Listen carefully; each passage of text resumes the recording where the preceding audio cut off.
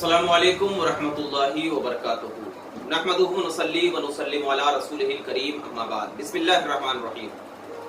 हज़रात गिरामी, आज हमारा दौर इस बात की तरफ जा रहा है कि हम साइंस के चलते न जाने किन किन चीज़ों का इनकार कर रहे हैं। बाज़ हमारे नौजवान भाई हैं कि हम जिन्नात का इनकार कर देते हैं, जन्नत का इनकार कर देते हैं, और क्या है हमारी ज़बान से क्या है कलमे कुफ्र निकल जाता है और हम कलमे कुफ्र बकना शुरू कर देते हैं।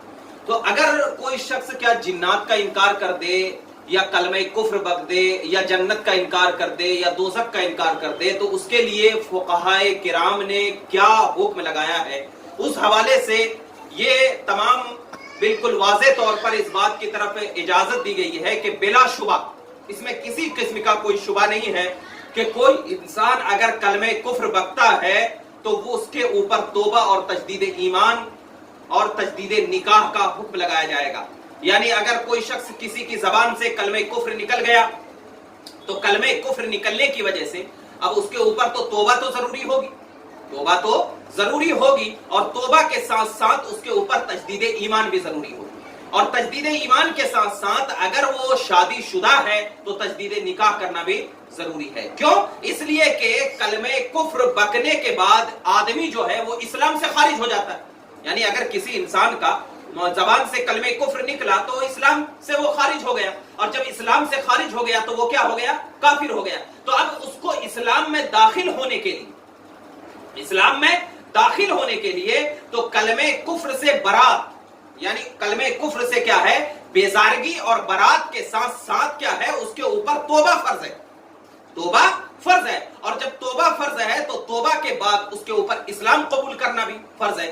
तो इसी तरीके से अगर वो कलमे कुफ्र बका है तो अब वो कलमे कुफ्र जो बका है तो मुर्तद हो गया, और जब वो मुर्तद हो गया तो मुर्तद होने की वजह से उसकी बीवी उसके निकाह से निकल गई, और जब निकाह से निकल जाती है तो औरत को निकाह में लाने के लिए तजदीद निकाह करना होगा। अब तजदीद निकाह करने के लिए जरूरी नहीं है कि वो बिल्कुल शादी खाने में जाकर के निकाह करे, बस दो गवाह के सामने क्या है अपनी बीवी को कहे कि मैंने तुझे कबूल किया, बीवी से कहे कि मैंने तुझे अपने निकाह में लिया, क्या तुम्हें कबूल है? तो बीवी कहे कि हाँ मुझे कबूल है, तो दो गवाहों के सामने अगर हो जाए तो ये भी हो जाता है। और गवाहों के जरूरी नहीं है कि बाहर का गवाह, अगर आपका लड़का बिल्कुल बाशऊर है और बालिग है तो लड़के के सामने भी क्या है गवाही हो सकती है, या दो लड़की और एक लड़का है तो उसके सामने भी गवाही हो सकती है। ऐसे ही अगर किसी ने क्या है जन्नत का इनकार कर दिया, दोज़ख का इनकार कर दिया या जिन्नात का इनकार कर दिया, तो ये सब जो है ये बिल्कुल मुतहक्कक है, कुरान मजीद में इसका जिक्र है, और कुरान मजीद का इनकार भी क्या है कुफ्र है। यानी अगर किसी शख्स ने कुरान मजीद का इनकार कर दिया तो ये भी क्या हो जाएगा?